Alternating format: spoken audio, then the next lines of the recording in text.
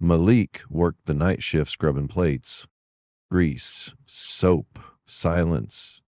But when the restaurant closed, he didn't leave. He stayed and rehearsed speeches in the mirror with a spoon as his mic. He had a stutter, stage fright, but he had something louder than fear, a message. He filmed a talk in his apartment and posted it online. 3 views, then 30, then 3 million. TEDx called a week later. He wore a thrifted suit and opened with, "I wash dishes for this mic."